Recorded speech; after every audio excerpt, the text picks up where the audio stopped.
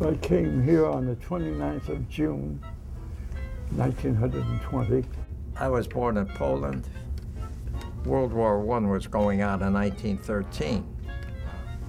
So my mother had me, which was an infant just born in 1913. Jack was born in 1911, and Miriam was born in 1909, 2 years apart. My father had left for the States just before the war broke out. I remember coming over in the boat. We were in steerage. You know what steerage is? Right down the bottom of the boat.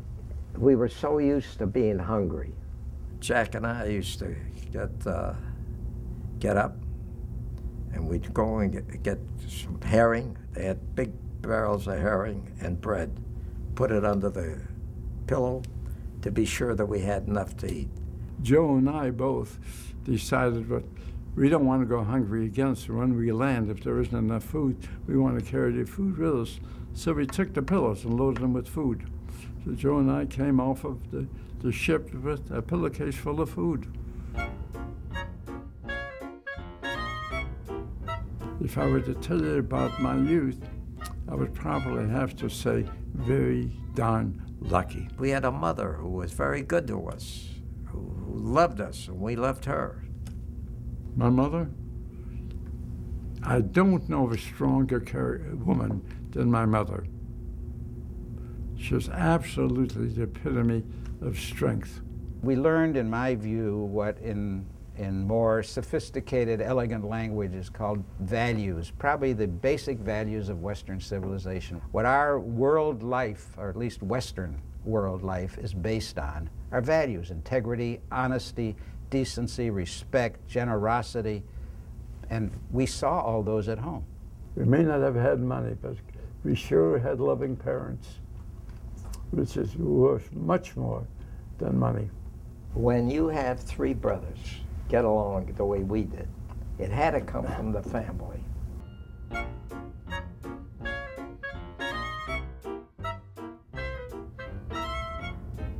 Oh, here's something that's really good to make him look good anyway. Well, You.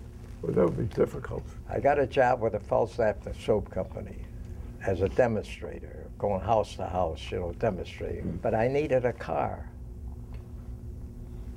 So Jack had a convertible, a Chevrolet convertible. May have been 1901 or something, I don't know. What the hell was it, Jack? It was about 1920 something. 1920, with the narrow wheels and the spoke wheel, no top, torn. And I said, I need a car. He says, take my car. So I owe you one. You don't owe me nothing. Well, do you remember on that car, it had a roof. It had a convertible roof, plastic of some kind. It leaked. It leaked. So one day, in the rain, I go to look for my raincoat. I was a little boy, and I had a little raincoat. I couldn't find my raincoat. In comes the car to the driveway. Pinned to the top of that car with safety pins is my raincoat. And I'm still angry about it. Are you kidding? Oh, forgive me. No, I think Jack did it. I don't know if you did it or Jack did it.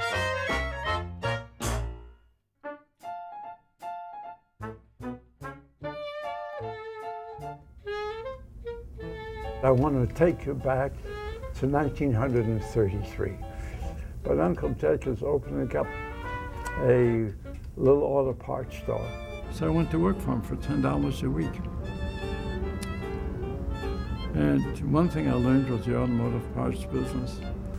The later part of 1939, the early part of 1940, my uncle says, how would you like to buy this store? And I said, well, Uncle Jay, you don't have a following. All you've got is fixtures, parts that are hard to sell. What do you want for it? He says, see how much you can raise. Okay. I get Joe and Mort together. And I said, boys, we've got a chance to buy Uncle Jake's store. How much can we raise? The three of us put together $900. And that was the beginning of what it was going to be, Mandel Brothers. It was profitable from the day it started. The three of us were the whole company, and here's how the name Premier was developed. My Uncle Conrad agreed to give us some inventory to sell on a line of credit, which means we could pay him a year from now, 2 years from now, whenever. But anyway, he shipped his stuff, if you remember, in beautiful yellow and blue boxes with his trade name on it, and his trade name was Premier. So either Jack or Joe, I forgot who, called my Uncle Conrad. I'm changing the story a little bit. Called my Uncle Conrad and said, you know what, Uncle Conrad, would you mind if we called ourselves Premier Automotive Supply Company, because then we would have our own boxes with our own brand name? To which he said yes.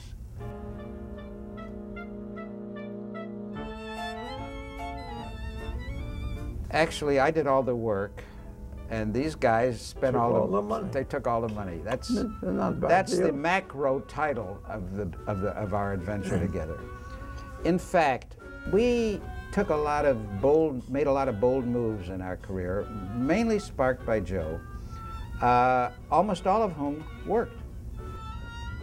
When you went into a car dealer or to a garage, he had bolts and nuts that were rusty and dirty and black. Well, we corrected that in the bolt business. We were the first ones to come out with a plated bolt that wouldn't rust. The thing we did was produce better products, more expensive, but a better product. We produced bolts and nuts that were the strongest bolts and nuts they could buy. There was nothing about the business that I didn't like. But there were some things I liked a hell of a lot more, okay? And to hire and train salesmen. Joe did the same thing. Ian Moore, who was probably the most organized mind of any person I'd ever met, fell into running the inside. We found that if you can provide parts, ideas, but say parts, to customers that they genuinely have trouble finding, that they will pay a fair price. So we learned basic philosophy. If you find a need and fill it, you have something that will lead to growth. The reason I think we did so well is because we have different skills. I think we have certain attributes in common, but I think we are really three very different people, and so we divided up running Premier based on our natural areas of interest. I tell you, the formula for success is to have two smart brothers. I got two smart brothers.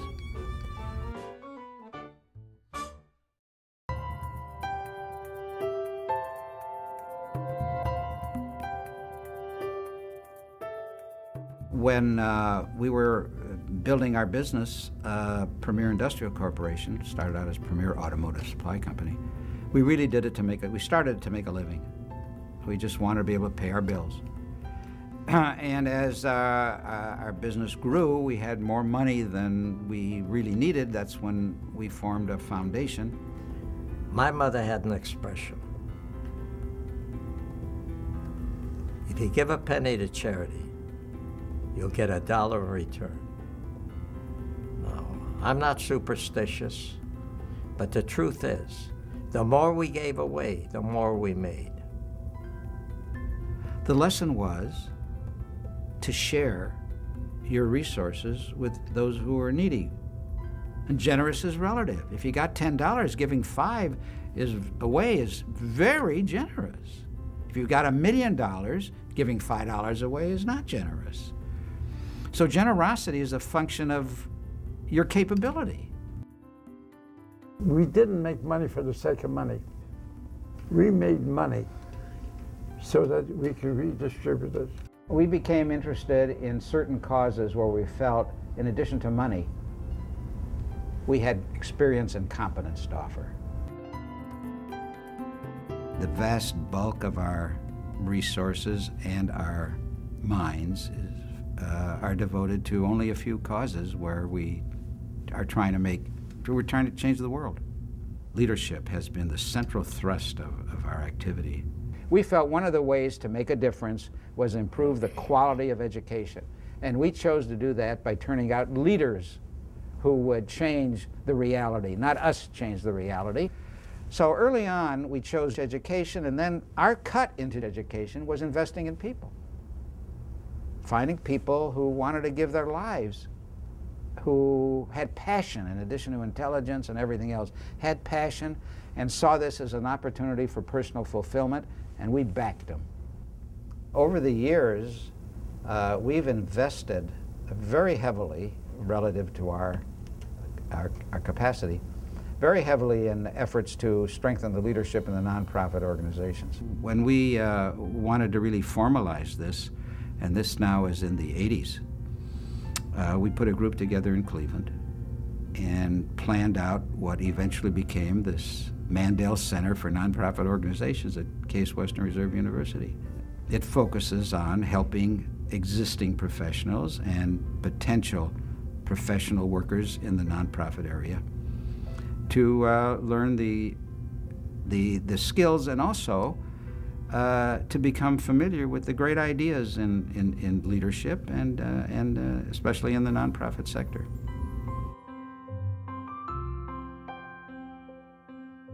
We're Jewish, and we're concerned about the viability and the health and the vigor of the Jewish community going forward.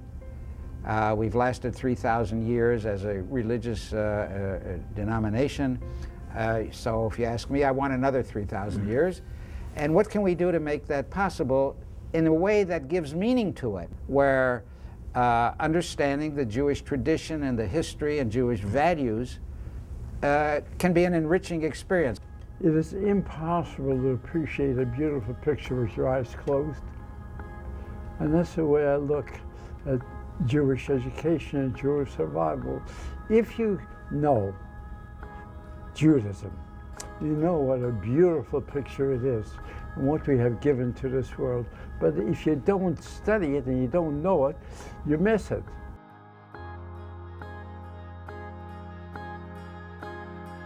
We see strengthening Israel, helping it be a stronger democratic state, more viable state, and a stronger democratic Jewish state as an important driver for us. So it's one of our major thrusts. Probably a third of our grant distribution goes to Israel. We're doing training for the Ministry of Education. We're training high potential, mid-career people, average age 39, for more senior positions in the Ministry of Education. One of them, a woman I would say in her 50s, stood up and said, "I'm the head of the Southern District. And for X years, I think she said 17, but something like that, years, I thought my job was to increase to improve the absorption, to make it easier for immigrants to get into the larger society." She says, after taking the Mandel course, which is what it came to be called, I realize I have a different job. I realize my job is to build a nation. And I know, I leaned over to this guy who was with me, and I said, it never has to get any better than this. But to have a dream and to believe that the dream can be realized, that's what we did for them.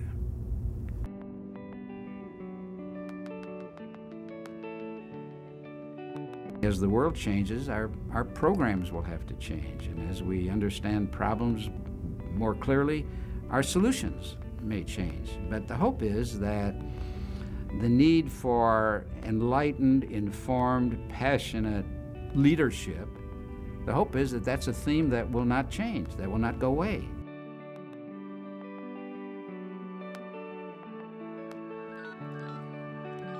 I'm proud of what the foundation has been doing. To tell you that I'm happy that it's running very smooth, absolutely. What we are doing is hoping that the succeeding generations take full advantage of what we're trying to do. That's my big hope, and I think we're going to succeed. Our whole thrust is to enlarge the number of first-class people who are trying to improve the human condition, who are trying to change lives.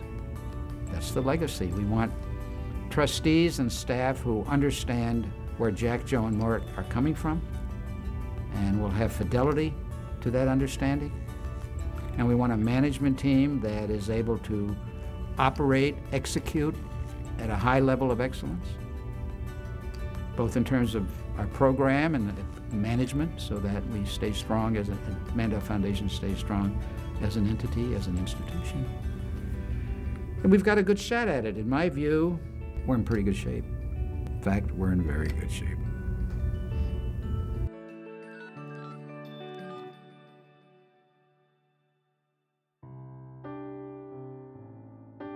We're still kids. My sister is 97. My brother Jack is 95. He thinks he's 90, but he don't believe me. He's 95. I'm 93. Mort is 42. I'm sorry. I made a mistake. I keep on forgetting. I don't know what it is. He's 85. And we're lucky we're still here. I think the three of us are very, very rare. I don't know of any three brothers that can get along the way we have gotten along. I think each of my two brothers and I would say the other two we're all best friends. I love them. That's all I want to say to them. And that applies to my sister too.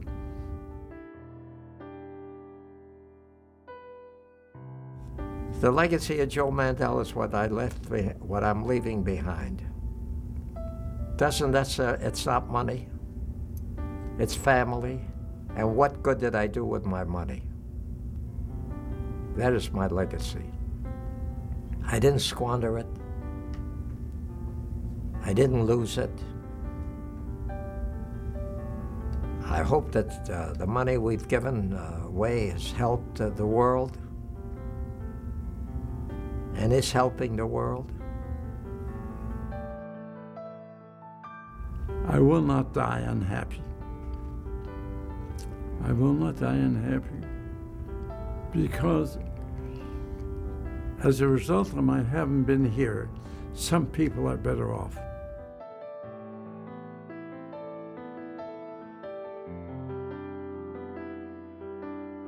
The Mandel name, I hope, carries with it certain kinds of connotations.